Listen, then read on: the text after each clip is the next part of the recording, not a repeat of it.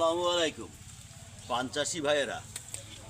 আনা গানা অলি গলি ঘরের পিছনে ঘরের সামনে বড় বড় বাঁশবাগান কাটিয়ে দিয়ে বিশাল বিলির ভিতর ধান চাষ না করে সেখানে পান চাষ করেছেন। ধৈর্য হারালে হবে। 3 থেকে 4 বছর একটানা পানের দাম গেছে, এবছর সুবরির দাম বেশি, যার জন্যই পানের দাম একটু কমেছে। এত তাড়াতাড়ি আপনারা বরাদের থেকে পল কাটিয়ে নিয়ে নদীতে ফেলতেছেন, পান ফিরিয়ে ফিরিয়ে এরকম ফেলে দিচ্ছেন, কেউ বরাদে যে আগুন জ্বালাচ্ছেন, এত ধৈর্য হারালে তো হবে না। আপনারা আলু পটল বেগুনির চাষ করতেন, ওইটাই আপনাদের ঠিক ছিল। আপনাদের পানের চাষ মানায় না। যদি পানের চাষ করতে হয়, যে কাজে আপনার লস আছে সে কাজে আপনার লাভ আছে।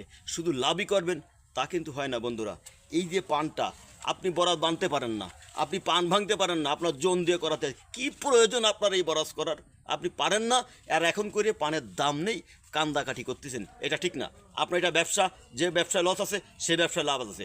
সুন্দর করে যত্ন করেন, যদি আল্লাহ দেয় আপনার পানি আবার পয়সা হবে এবং ব্যবসা হবে। আসসালামু আলাইকুম, আমি এস এম লিটু, স্বপ্নের বাগেরহাট।